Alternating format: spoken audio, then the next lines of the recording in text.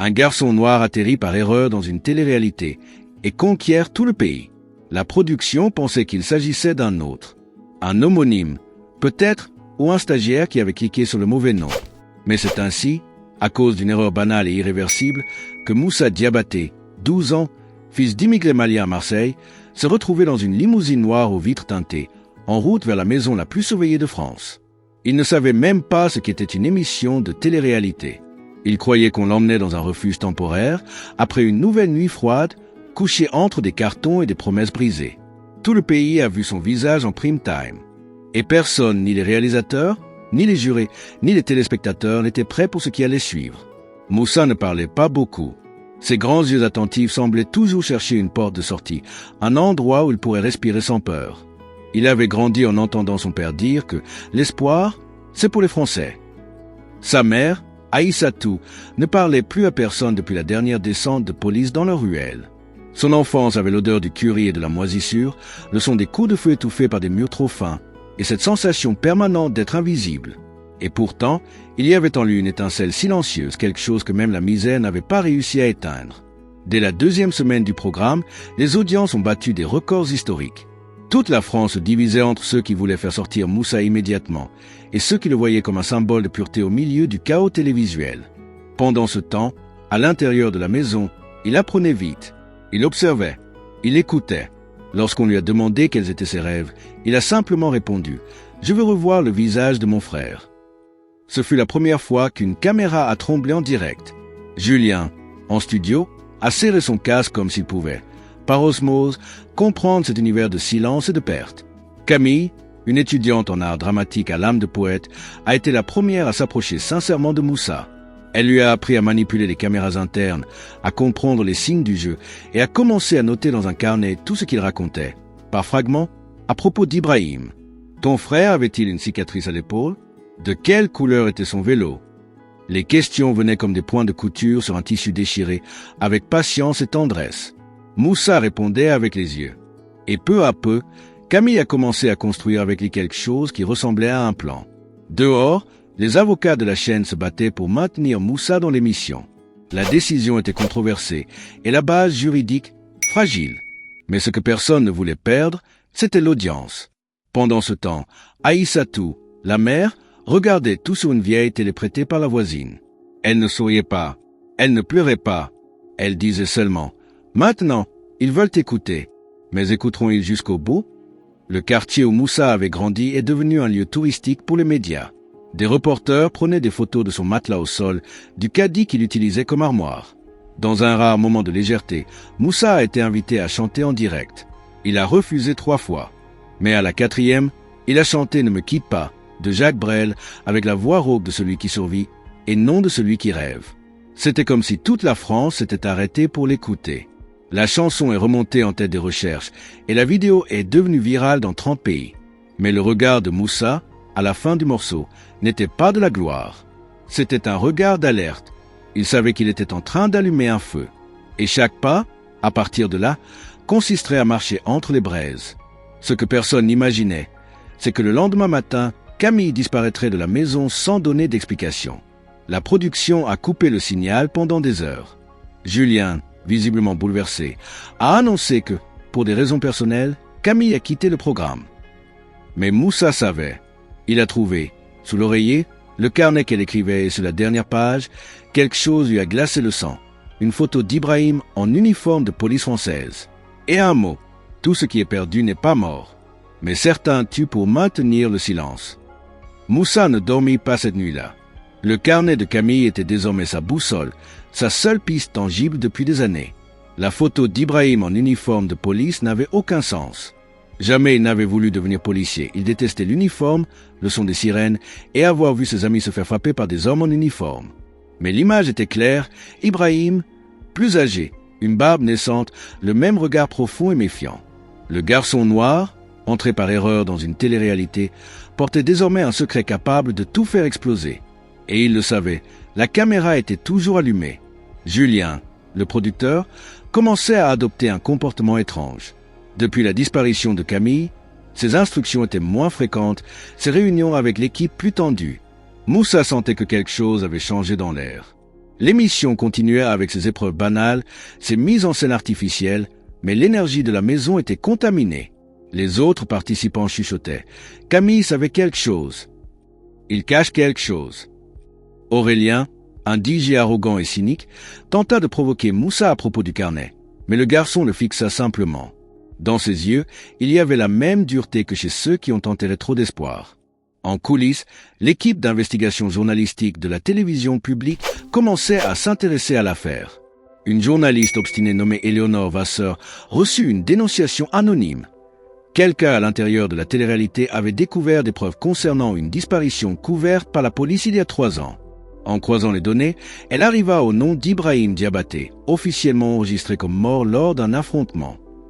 Mais il n'y avait pas de corps, pas de rapport, seulement le silence. Éléonore décida de se rendre à Marseille, de rencontrer la mère, d'écouter le voisinage. Et là, elle trouva la vérité, avec un accent, de la tristesse et un plat de mafé mal cuit. Pendant ce temps, à l'intérieur de la maison, Moussa décida d'agir. À chaque pause des caméras, il notait des phrases du carnet sur un morceau de tissu, qu'il cousait ensuite à l'intérieur de son t-shirt. Il savait qu'on pouvait lui retirer le carnet à tout moment. Il voulait s'assurer que, s'il était expulsé ou réduit au silence, il laisserait des traces. Mais c'est en fouillant dans l'armoire de Camille qu'il trouva quelque chose d'encore plus troublant, une clé USB cachée dans un flacon de shampoing. Elle contenait des vidéos, des extraits d'interrogatoires internes de la police, des enregistrements faits avec un téléphone caché, où Ibrahim, menotté, suppliait. « Mon frère n'est qu'un enfant. Il ne sait rien. » À ce stade, l'émission n'était plus du divertissement. C'était un champ de mine. La chaîne commença à subir des pressions du gouvernement, de la police et même des sponsors. Julien, qui voyait autrefois en Moussa le salut de la chaîne, devenait maintenant son ombre. « Tu as une idée de ce que tu fais ?» lui murmura-t-il entre ses dents lors d'un enregistrement. Moussa répondit simplement « Oui, et si tu ne me fais pas sortir d'ici, le pays entendra ce qu'Ibrahim a crié quand il pensait que personne n'écoutait. » Ce fut la première fois, dans toute l'histoire de l'émission, que les applaudissements du public furent accompagnés de larmes. Les autres participants de l'émission, tous âgés de 18 à 25 ans, se regardèrent lorsque Moussa arriva avec son sac à dos délavé et une paire de baskets sans lacets. « C'est une blague ?» chuchota Chloé, influenceuse digitale avec 2,3 millions de followers. Le public, de l'autre côté de l'écran, réagit avec indignation. « Que fait un enfant ici ?» demandait-il. Mais l'audience explosa. La chaîne, au lieu de corriger l'erreur, transforma Moussa en personnage principal. Et lui, ne sachant pas lire les contrats ni interpréter le sarcasme, sourit simplement. La première semaine, il parla à peine. Il dormait par terre, même avec un lit à disposition. Il cuisinait son riz séparément, comme le faisait sa mère. Mais c'est lorsqu'il sauva un des collègues d'une crise de panique, en l'enlaçant et en chantant une chanson que sa grand-mère lui avait apprise, que le pays s'arrêta. Julien, le producteur de l'émission, commença à voir plus qu'une aberration télévisuelle. Il voyait là une âme brute, intacte, et peut-être une chance de rédemption pour une chaîne en déclin. Les journalistes commencèrent à l'appeler le petit ange de Marseille. Ce que personne ne savait, c'est que Moussa ne voulait pas être là. Il ne voulait ni la célébrité, ni des followers, ni des contrats publicitaires. Il voulait seulement retrouver son grand frère, Ibrahim, disparu il y a 3 ans après un contrôle de police raciste en périphérie. Et cette émission, ce théâtre de vanité et de masques, serait sa dernière chance de crier au monde une vérité enterrée. Dehors, le monde n'était plus le même. Les rues étaient envahies par des protestations, des chants et des portraits d'Ibrahim collés sur les poteaux comme des échos d'un passé nié. Moussa, désormais sous protection, fut emmené dans un centre d'accueil temporaire à Paris. Depuis la fenêtre en hauteur, il observait une ville qu'il n'avait jamais pensé visiter, grande, bruyante, mais désormais silencieuse devant lui. Il tenait le carnet de Camille comme s'il s'agissait du dernier lien avec la vérité. Et il se demandait, et si tout cela n'était qu'un autre spectacle? Et s'il ne retrouvait jamais Ibrahim? Éléonore était devenue sa tutrice légale, son pont avec le monde adulte. Ensemble, ils furent convoqués pour témoigner devant une commission nationale des droits de l'homme. Mais avant cela, ils reçurent un indice anonyme. Ibrahim se trouverait dans un hôpital militaire en dehors de la ville, sous un autre nom, sans papier, dans un coma artificiel.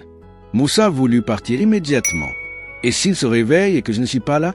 disait-il, les yeux pleins de larmes. Mais la vérité était encore plus cruelle. Ibrahim était éveillé et refusait de le voir. « Je ne peux pas. Il doit se souvenir de moi tel que j'étais. » pas tel que je suis maintenant. À leur arrivée à l'hôpital, Moussa fut conduit par une assistante dans une chambre isolée, surveillée. Ce qu'il trouva là n'était pas le grand frère fort, plein d'histoires et de rires. Il trouva un homme maigre, au regard égaré, avec des cicatrices dans l'âme et sur le corps. Lorsqu'Ibrahim le regarda enfin, le temps s'arrêta. Pas de larmes, pas de mots, juste le son de deux cœurs tentant de se reconnaître après des années de fractures. Moussa essaya de l'enlacer, mais Ibrahim détourna le visage. Il m'utilise comme appât, par avant qu'ils ne te fassent ce qu'ils m'ont fait. C'est à ce moment-là que Moussa prit sa décision. Il ne partirait pas. Il s'assit à côté de son frère, ouvrit le carnet de Camille et commença à lire à voix haute tout ce qu'elle avait écrit. Des souvenirs, des projets, des vers épars. Peu à peu, Ibrahim se mit à pleurer. Ils m'ont forcé à infiltrer. J'ai vu des choses, j'ai fait des choses. Je pensais te protéger. Moussa Ellen Rampet, tu m'as laissé tout seul. Ce fut le seul reproche, et aussi le premier pardon. Là, dans cette chambre stérile, deux frères reconstruisirent ce que des années de silence et de torture avaient presque effacé, le lien du sang et de l'âme. Mais l'histoire ne s'arrêta pas là. La commission décida de récompenser Moussa avec un fonds éducatif et la citoyenneté pleine et entière. Il fut invité à s'exprimer à l'ONU comme symbole de l'enfance blessée par l'oppression institutionnelle. Mais il refusa. « Je ne suis le symbole de rien. Je veux juste grandir en paix. » Il décida, à la place, de publier le carnet de Camille sous forme de livre, Le silence d'Ibrahim, dont les bénéfices iraient aux familles de disparus. Lors du lancement, devant des centaines de personnes, il lut à voix basse la dernière phrase. Parfois, la justice n'a pas de visage, mais elle a toujours une voix. Et aujourd'hui, c'est la mienne. Combien d'histoires comme celle de Moussa dorment encore dans les coins invisibles du monde? Combien de garçons, de filles, de frères, de mères vivent en silence parce que personne ne leur a appris à crier?